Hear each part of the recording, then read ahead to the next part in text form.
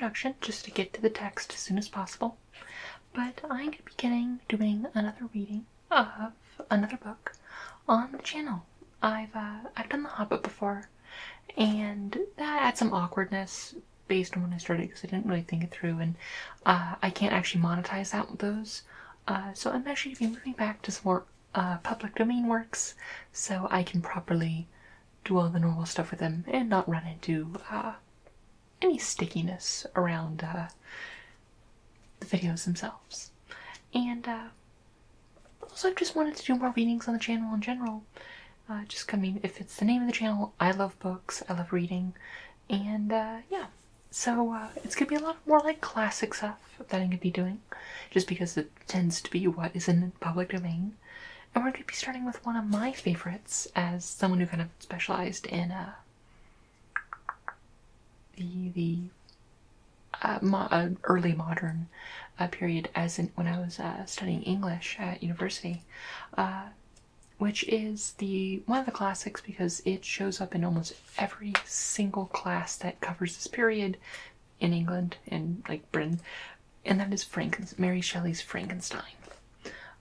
It is a fantastic novel.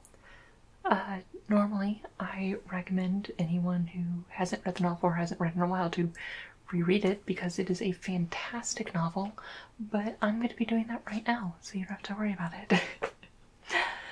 And yeah, it is probably the most widely known, really, like, romantic work. And really it hits all the major keys of the romantic movement. That said, I'm not going to be doing a full literary analysis of it. I just love it, and let's just jump into it. This is the introduction that Shelley herself included when it was published in 1831. The publishers of standard novels, in selecting Frankenstein for one of their series, expressed a wish that I should furnish them with some account of the origin of the story. I am the more willing to comply, because I thus shall give a general answer to the question so very frequently asked me, how I, then a young girl, came to think of and to dilate upon so very hideous an idea. It is true that I am very averse to bringing myself forward in print, but as my account will only appear as an appendage to a former production, and as it is confined to such topics as have a connection with my authorship alone, I can scarcely accuse myself of personal intrusion. It is not singular that, as the daughter of two persons of distinguished literary celebrity, I should very early in life have thought of writing. As a child I scribbled, and my favorite pastime during the hours given to me for recreation was to write stories. Still I had a dearer pleasure than this, which was the formation of castles in the air, the indulging in waking dreams, the following up of trains of thought, which had for their subject the format of succession of imaginary incidents. My dreams were at once more fantastic and agreeable than my writings. In the latter, I was a close imitator, rather doing as others had done, than putting down some of the suggestions of my own mind. What I wrote was intended at least for one other's eye, my childhood's companion and friend. But my dreams were all my own. I counted them to nobody. They were my refuge when annoyed, my dearest pleasure when free. I lived principally in the country as a girl, and passed a considerable time in Scotland. I made occasional visits to more picturesque parts, but my habitual landscape was on the blank and dreary northern shores of the Tay, near Dundee. Blank and dreary on retrospection I call them. They were not so to me then. They were the eyrie of freedom, and the pleasant region where unheeded I could commune with the creatures of my fancy. I wrote them, but in a most commonplace style. It was beneath the trees of the ground belonging to our house, or on the bleak sides of woodless mountains near, that my true compositions, the airy flights of my imagination, were born and fostered. I did not place an affair as I did not make myself the heroine of my tales. Life appeared to me too commonplace an affair as I regarded myself. I could not figure to myself that romantic woes or wonderful events would ever be my lot. But I was not confined to my own identity, and I could people the hours of creations far more interesting to me at that age than my own sensations. After this my life became busier, and reality stood in place of fiction. My husband, however, was, from the first, very anxious that I should prove myself worthy of my parentage, and enroll myself on the page of fame. He was forever inciting me to obtain literary reputation, which even on my own part I cared for then, though since I have become infinitely indifferent to it. At this time he desired that I should write, not so much with the idea that I could produce anything worthy of notice, but that he might himself judge how far I possessed the promise of better things hereafter. Still, I did nothing. Travelling and the cares of a family occupied my time, and study in the way of reading or improving my ideas in communication with his far more cultivated mind was all of literary employment that engaged my attention. In the summer of 1816, we visited Switzerland and became the neighbours of Lord Byron. At first we spent our pleasant hours on the lake or wandering its shores, and Lord Byron, who was writing the third canto of A Childe Harold, was the only one among us who put his thoughts on paper. There he brought them successively to us, clothed in all the light and harmony of poetry, seemed to stamp at the glories of heaven and earth, whose influence we partook with him. But it proved a wet, ungenial summer, and the incessant rains often confined us to days for the house. Some volumes of ghost stories, translated from German into French, fell into our hands. There were histories of the inconstant lover who, when he thought himself to clasp the bride whom he pledged his vows, found himself in the arms of the pale ghost of whom he had deserted. There was the tale of the sinful founder of his race, whose miserable doom found it to bestow the kiss of death to all the younger sons of his fated house, just when they reached the age of promise. His gigantic, shadowy form, clothed like the ghost in Hamlet, in complete armour, but with the bever up, was seen at midnight by the moon's fitful beams to advance slowly along the gloomy avenue. The shape was lost beneath the shadow of the castle walls, but soon a gate swung back, and a step was heard, and the door of the chamber opened, and he advanced to the couch of the blooming youth, cradled in healthy sleep. Eternal sorrow sat upon his face, as he bent down and kissed the forehead of the boys, who from the hour withered like flowers snapped upon the stalk. I have not seen those stories since then, but their incidents are as fresh in my mind as if I had read them yesterday. "We will each write a ghost story," said Lord Byron, in his proposition was assented to. There were 4 of us. The noble author began a tale, a fragment of which he printed at the end of his poem of Mazeppa.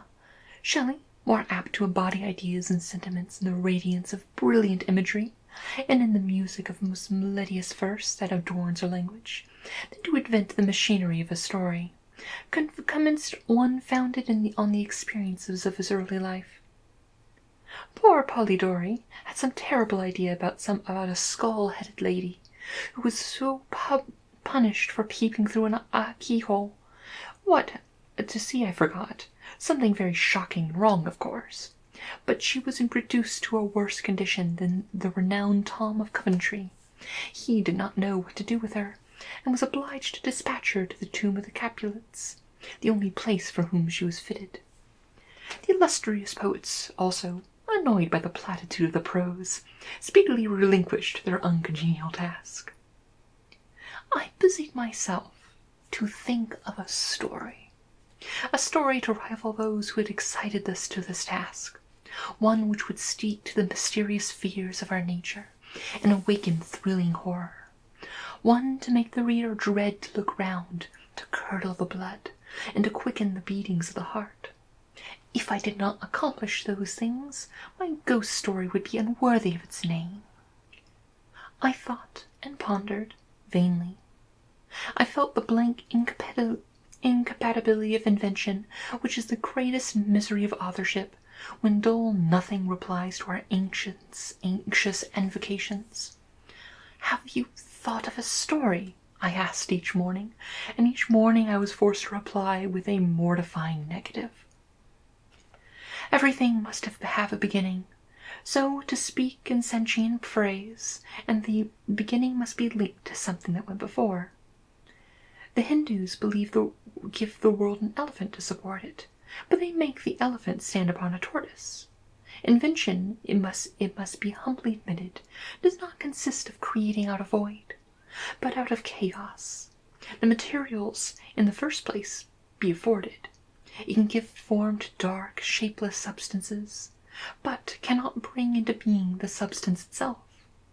In all matters of discovery and invention, even those that appertain to the imagination, we are continually reminded of the story of Columbus and his egg. Invention consists in the capacity of seizing on the capabilities of a subject, and empowering the power of molding and fashioning ideas to suggest it. Many and long were the conversations between Lord Byron and Shelley, to which I was a devout but near silent listener. During one of these, various philosophical doctrines were discussed, and among others the nature of the principle of life, and whether there were any probability of it ever being discovered and communicated. They talked of the experiments of Dr. Darwin. I do not speak of who the doctor really did, or what he said that he did, but, as so to my purpose, of what really spoken of as having done by him, who perceived a piece of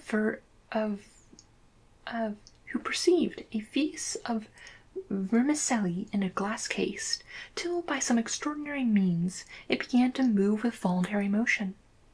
Not thus, after all, was life be given. Perhaps a corpse could still be reanimated. Galvanism had taken a token of such thing. Perhaps the component parts of a creature might be manufactured, brought together, and endued with vital warmth. Night waned upon that talk, and even in the witching hour had gone by before we retired to rest. When I placed my head on my pillow, I did not sleep, nor could I be said to think. When I placed my head on my pillow, or my imagination, unbidden and possessed and guided me, gifting me with the successive images that arose in my mind with a vividness far beyond the usual bounds of fear. I saw, with shut eyes but acute mental vision, I saw a pale student of unhallowed arts kneeling beside the thing he had put together. I saw the hideous phantasm of a man stretching out, and then, on the working of some powerful engine, show signs of life, stir with uneasy half-vital motion. Frightful must it be, for supremely frightful would be the effect of any human endeavor to mock the stupendous mechanism of the Creator of the world.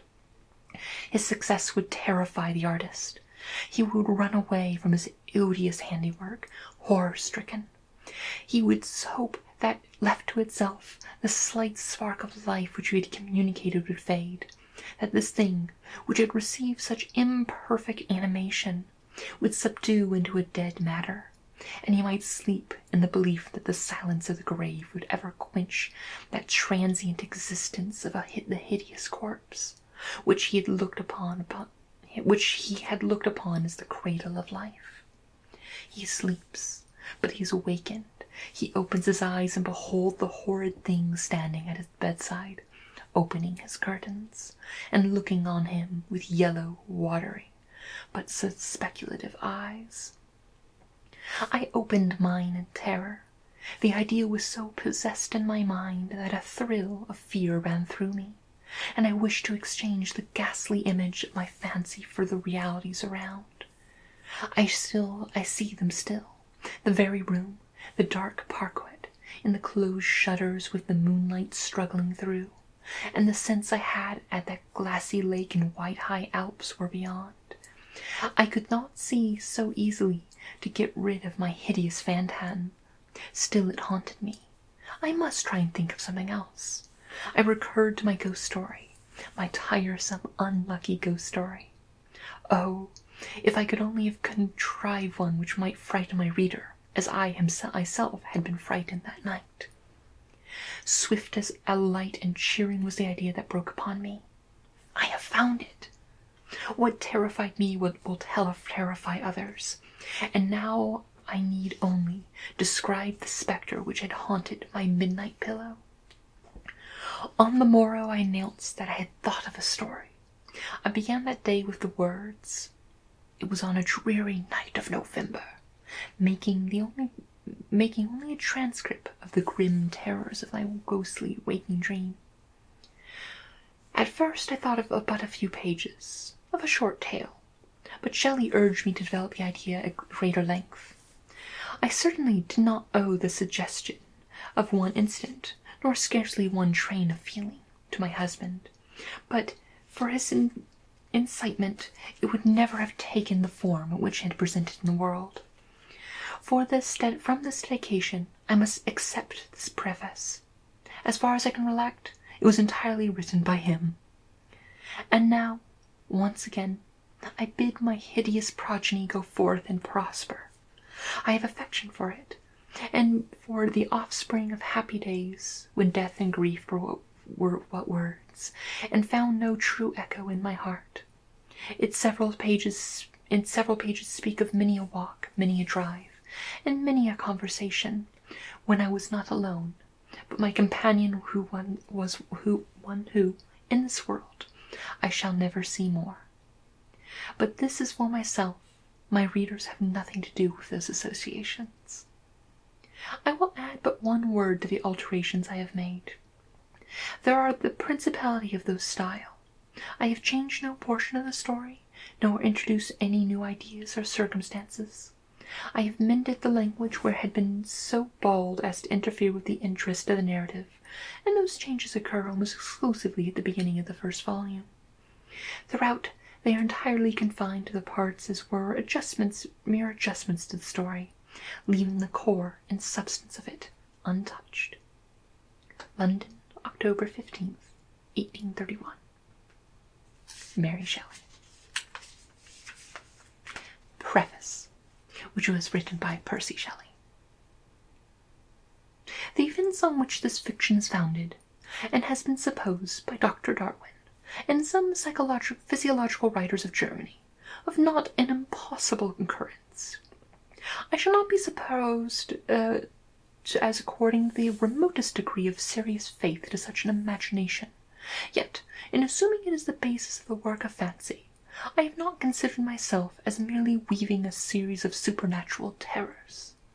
The events on which the interest of the story depend is exempt from the disadvantages of a mere tale of spectres or enchantment. It was recommended by the novelty of the situations which it develops, and however impossible a physical fact, affords a point of view to the imagination for the delineating of human passions, more comprehensive and commanding than any which the ordinary relations of existing events can yield. I have thus endeavoured to perceive the truth of the elementary principles of human nature, while I have not sculpted to innovate upon their combinations. The Iliad, the tragic poetry of Greece, Shakespeare in The Tempest and the Midnight Summer's Night Dream, and most especially Milton in Paradise Lost, to confirm this rule, and the most humble novelist who seeks to confer or receive amusement from his labours may, without presumption, apply to prose fiction a license, or rather a rule, from the adoption of which so many exquisite combinations of human feelings have resulted in the highest specimens of poetry. The circumstance on which the story rests was suggested in casual conversation. It was commenced partly at the source of amusement, and partially as an expedient for exercising any untried resources of mind. Other motives were mingled with those as the work proceeded. I am by no means indifferent to the matter in which whatever mortal tendencies exist in the sentiment or characters it contains shall affect the reader. Yet my chief concern in this respect has been limited to avoiding the invigorating effects of novels of the present day, and to the exhibition of the ambivalences of domestic affection and the excellence of universal virtue, the opinions of which naturally spring from the character and situation of the hero are by no means conceived as existing always in my own conviction, nor is any inference justly to be drawn from the following pages as prejudicing any philosophical doctrine of any kind. It is also a subject of additional interest to the author, which the story began in the majestic region where the scene principally laid, and in society which cannot cease to be regretted. I passed the summer of 1816 in the environs of Geneva. The season was cold and raining, and this evening we crowded among a blazing fire, and occasionally amused ourselves with some German stories of ghosts, which happened to fall into our hands. These tales excited us in a playful desire of imitation. To other friends, a tale from the pen of one of whom would be far more acceptable to the public than anything I could ever hope to produce, and myself agreed to write each story founded upon some supernatural occurrence. The weather, however, suddenly became severe, and my two friends left me on a journey among the Alps, and lost, in the magnificent scenes which they will present, all memory of their ghostly vision. The following tale is the only one that has been completed. Marlow, September 1817. And now, Mary Shelley's Frankenstein. Did I request thee, Maker, from my clay to moulden me man? Did I solicit thee from darkness to promote me? Paradise Lost. Letter 1. To Mrs. Saville, England. St. Petersburg, December 11th, 17. You will rejoice to hear that no disaster has accompanied the commencement of an enterprise which you have regarded with such evil forebodings. I arrived here yesterday, and my first task is to assure my dear sister of my welfare, and increasing confidence in the success of my undertaking. I am already far north of London, and as I walk upon the streets of Petersburg, I feel a cold northern breeze play upon my cheeks, which braces my nerves and fills me with delight. Do you understand this feeling? The breeze, which has travelled from the regions towards where I am advancing, gives me a foretaste of those icy climes. Invited by this wind of promise, my daydreams became more fervent and vivid. I try in vain to be persuaded that the pole is the seat of frost and desolation. It ever presents itself to my imagination as the region of beauty and delight. There, Margaret, the sun is forever visible, its broad disk just skirting the horizon, and diffusing a perpetual splendor.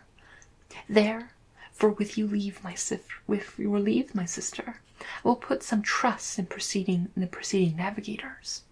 There snow and frost are banished, and sailing over a calm sea, we may be wafted into a land surpassing the wonders and beauty every region hitherto discovered on this habitable globe.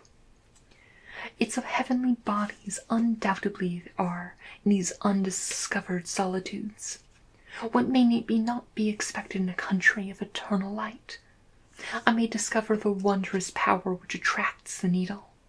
I may dysregulate 1,000 celestial observations that require only this voyage to render their seeming eccentricities consistent forever.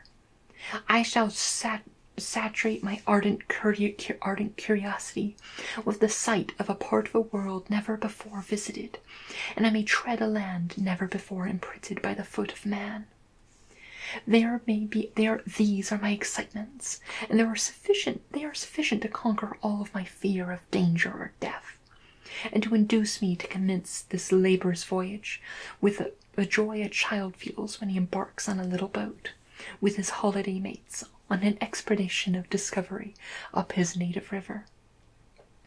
But, supposing all those conjectures be false, you cannot contest the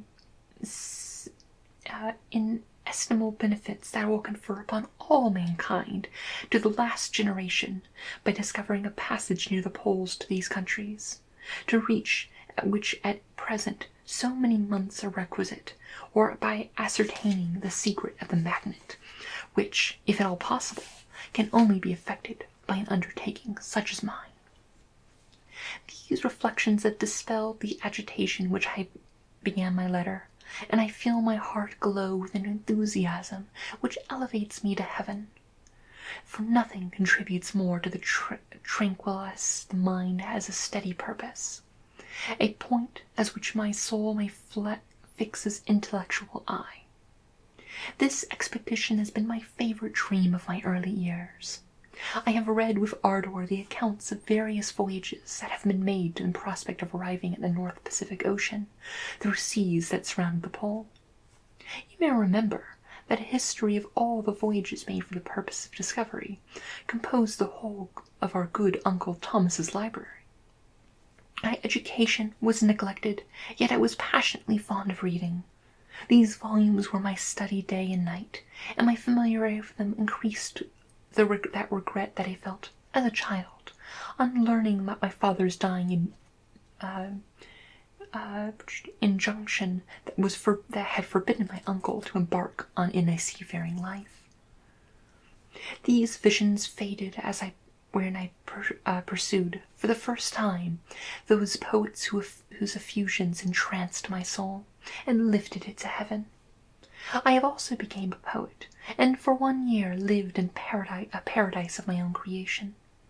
I imagine that I might also obtain a niche in the temple where the names of Homer and Shakespeare are consecrated.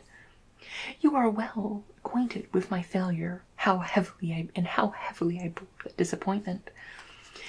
But just at that time I inherited a fortune of my cousin, and my thoughts turned into the channel of that earlier bent. 6 years have passed since I resolved my present undertaking. I can, even now, remember the hour from which I dedicated myself to this great enterprise. I commenced by inuring my body to hardship. I accompanied the whale fishers on several expeditions to the North Sea. I voluntarily endured cold, famine, thirst, and want of sleep. I often worked harder than the common sailors during the day, and devoted my nights to the study of mathematics, the theory of medicine, and those branches of physical science from which a naval adventurer might derive the greatest practical advantage. Twice I actively hired myself as an undermate in a Greenland whaler, and acquitted myself to admiration. I must own I felt a little proud when my captain offered me the second dignity in the vessel, and entreated me to remain with the greatest earnestness, so valuable did he consider my services. And now, dear Margaret, do I not deserve to accomplish some greater purpose? My life might be passing in ease and luxury, but oh, I prefer glory to every excitement that wealth placed in my path. Oh, there must be some encouraging voice that would answer in the affirmative. My courage and my resolution is firm, but my hopes fluctuate, and my spirits are often depressed. I am about to proceed on a long and difficult voyage, the emergencies of which will demand all my fortitude. I am required not only to raise the spirits of others, but sometimes to sustain my own when others are failing. This is the most favorable period for traveling in Russia. They fly quickly over the snow in their sledges, Their motion is present, and in my opinion, far more agreeable than that of an English stagecoach. Their cold is not excessive, if you are wrapped in furs, a dress which I have already adopted, for there is a great difference between walking the deck and remaining seated motionless for hours, when no exercise prevents the blood from actually freezing in your veins. I have no ambition to lose my life on the post road between St. Petersburg and Archangel. I shall depart for the latter town in a fortnight or 3 weeks, and my intention is to hire a ship there, which can easily be done by paying the insurance for the owner, and to engage as many sailors as I think necessary among those who are accustomed to whale fishing. I do not intend to sail until the month of June, and when shall I return? Ah, dear sister, how can I answer this question? If I succeed, many, many months, perhaps a year, will pass before you and I meet. If I fail, you will see me again soon, or never. Farewell, my dear, excellent Margaret. Heaven shower down blessings upon you, and save me, that I may again and again testify my gratitude for all your love and kindness. Your affectionate brother, R. Walton.